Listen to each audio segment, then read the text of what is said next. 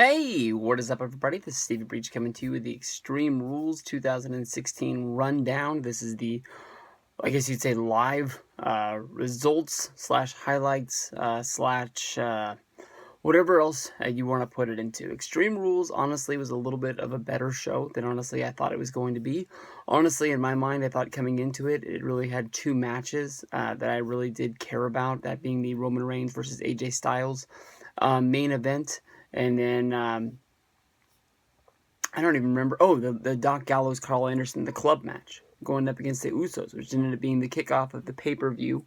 That was basically all that I really cared about coming into this. A lot of matches that didn't really have a big time feel to it. Didn't really have a big push. Extreme Rules wasn't the month after Mania, but Extreme Rules to me still was Extreme Rules, a pay-per-view that I don't really care about that much year in and year out. I talked about it in my prediction video.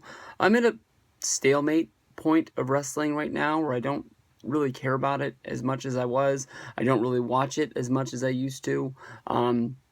So it is what it is at this point. But everybody, we hope that it gets better. I guess you can start it off with the discussion video that I made last night. There was no Rock showing up. He was in the New York, New Jersey area, but it turns out that he did not show up at the show. The Finn Balor debut that we've been looking forward to since before WrestleMania, since WrestleMania weekend, since Payback, since now Extreme Rules, it did not happen again. AJ Styles didn't win the championship. We did get a return of Seth Rollins. That should be a real big jump to the main roster. You've got Seth coming back now. I'm guessing he'll be on Raw. I don't know when he'll actually be ready to actually wrestle in a match. If WWE was smart, they would hold him out until Money in the Bank. Next Monday night would be the return of John Cena.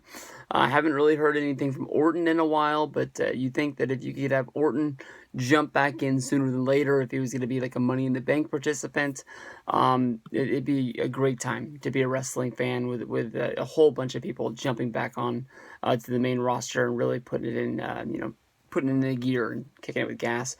Pre-show had Baron Corbin beating Dolph Ziggler. Nothing really big in this match. Ziggler controlled most of the match. Baron Corbin in the no DQ match hit a low blow, followed up the low blow with the end of days. 1, 2, 3. Baron Corbin gets the win. 50-50 style booking. Ziggler won last month. Corbin wins this month. We'll see what happens from here. Doc Gallows and Carl Anderson got the win over the Usos in a tornado tag match. A very fast-paced match. I don't want to say that it was too short, but it was a little bit shorter than I thought it was going to be. Crowd was really behind the Bullet Club, and you could really tell that every time the Usos gained an advantage in the ring, that the fans were booing the Usos and cheering Gallows and Anderson the way it should be. Basically, at one point, Luke Gallows, Doc Gallows, whatever you want to call it, he brought the ring bell into the ring. He was going to use it, but he was super kicked by Jimmy Uso. Then Jimmy Uso went up to the top rope. He was going to jump onto Gallows. Gallows was able to move out of the way, and Jimmy landed face first right into the ring bell. Gallows and Anderson were then able to hit the Magic Killer, laying out the Usos, which laid the storyline for the night that basically the Usos were too beat up from this tornado tag that they weren't going to be able to come out and they weren't going to be able to help Roman Reigns in the Extreme Rules match in the main event, making it basically a 3-on-1 affair.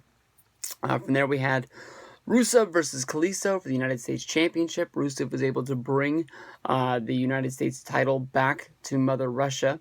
It's almost like a reset for Rusev a year later. He lost the U.S. title at WrestleMania 31, and then since then he had the, lose to John Cena on 4 straight pay-per-views. He, got dumped by Lana. He picked up on Summer Rae, but didn't really want to, be with her. He was throwing fish at Lana on Monday Night Raw, and then the whole breakup thing happened, and then they got put into the super group with Vince McMahon, which went nowhere with the League of Nations. So, hopefully Rusev can get back on track. He's got the girl, he's got the belt, maybe they're going to act like nothing ever really happened. But they made Rusev look really strong. It's going to make me think that, honestly, they're going in the direction of Rusev versus John Cena yet once again, which does scare me for Cena. But maybe Cena will join in to the Money in the Bank to sort of be in the main event scene, or, I guess you can say co-main events, because if you put Cena versus Rusev in the Money in the Bank pay-per-view, it's sort of like it's going to get, even at the best, third billing, and Cena is your guy as of right now, because no one really likes Roman Reigns. You just beat AJ Styles on 2 back-to-back pay-per-views.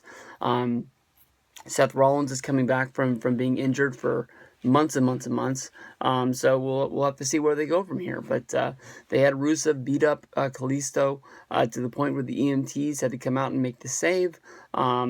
We'll see what happens in the United States Championship. New Day beat the Vaudevillains for the tag titles. They went with the weird pairing of Big E and Xavier Woods, although Kofi Kingston was the illegal man on the outside acting as the manager. He did hit an enziguri on Gotch, and then Woods was able to pin him with the Shining Wizard, 1, 2, 3.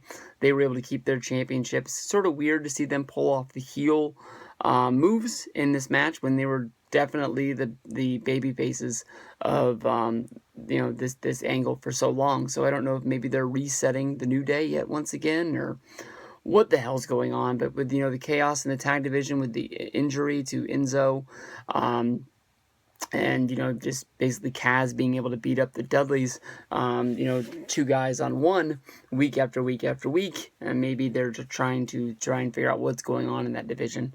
Match of the night is probably going to be the United States, or not the United States, the Intercontinental tag. Match of the night is probably going to be the Intercontinental title match, which was the Fatal 4-Way. The Miz, Cesaro, Sami Zayn, and Kevin Owens all going at it. Everybody hit their own moves. We got to see Kevin Owens hitting the cannonball. We got to see Sami Zayn hitting the hell of a kick. We got to see Cesaro do the big swing. Who did he put in the swing? I don't remember. He had somebody in there. Cesaro was able to use the sharpshooter at one point. But this was a really, really good match. Basically, at one point, we had Sami Zayn hit Cesaro with a hell of a kick. Owens pulled Sami Zayn out, and Miz was able to sneak in and get the victory. 1, 2, 3. Miz did submit at one point to the sharpshooter from Cesaro, but because of the distraction by Maurice with the referee, basically it happened, but it didn't happen, I guess you can say. From here, we go to the destruction of the show. The Asylum Cage match. Everything that was supposed to be right about this match was so bad. Almost a 30-minute match inside of the cage. Ambrose and Jericho. There are going to be people out there that are big fans of Chris Jericho. They're going to be big fans of Dean Ambrose who loved this match. This match sucked. I'm not going to go to the extreme, but I'll tell you honestly, what I was thinking was, I don't think that the Kennel from Hell match was this bad. This match was bad. They really had nothing going on. And, for the buildup of this match was basically that, you were not going to be able to escape the Asylum Cage match. They didn't tell a story of basically saying that at the top of the cage there was going to be an electrifying cord, something to make you not want to climb over the top. The whole time, I'm wondering why they don't climb over the top. At one point, they're asking for them to open the door of the cage, for them to leave, like it's a normal cage match where you walk out the door and you leave. It didn't really make any sense. We saw them use tons of tricks. We saw bags of thumbtacks. We saw the 2x4 with the barbed wire wrapped around it. We saw the plant. We saw everything. It was what it was. But basically, Dean Ambrose was able to get the win here. Hopefully, we never see this match ever again. Even in a video game, we never see this again. I just... Put this with the Kennel from Hell. Put this with the Punjabi prison match. Never do we see the Asylum Cage again. From there, we go to Charlotte versus Natalya. This, of course, was the submission match with Ric Flair being barred from ringside. The two girls were in the ring. It seemed like the match was pretty short, and at one point in the middle of nowhere, we had Ric Flair's theme music come on, and someone in a robe come walking out, with their back to the ring and making their entrance. And as they spun around, taking the robe off to reveal that it was none other than Dana Brooke.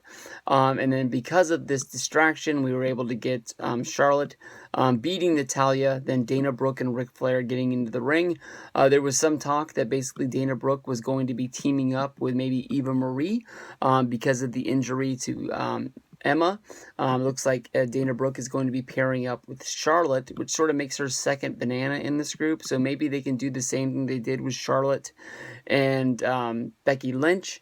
Maybe that Dana Brooke sort of grows from the shadow of Charlotte and grows to being maybe a babyface challenger.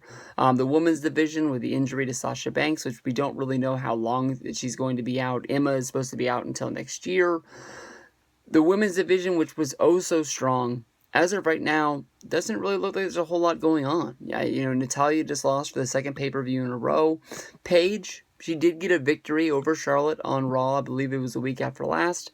We'll have to see if maybe she's jumping up to the occasion, but she hasn't been really doing anything as of late, so I don't know where they go from here, but it looks like Charlotte and Dana Brooke is the new power group of the YWC, of the WWE Divas Women's Division. From there we go to the main event, which was Roman Reigns against AJ Styles. Honestly, in my mind, the match was good. Wasn't as good as last month. I think that honestly, I don't know how I would have made it better, but basically they had a match. The Bullet Club came running down to interfere. They were able to lay out Roman Reigns. Roman Reigns was able to kick out. The Usos ended up being able to save themselves, come running down and lay out Styles, Gallows, and Anderson with super kicks. AJ Styles was able to kick out. From there, Reigns, just did what he did. AJ went for a flying... if I guess it's the flying forearm, is what he did, and Roman Reigns was able to counter it with a spear. 1, 2, 3. In the middle of his celebration, we had Seth Rollins come running down to make his return, hitting Roman Reigns with a pedigree. Crowd went bananas. Thank you, Seth. Thank you to Seth. I think he's going to be a heel.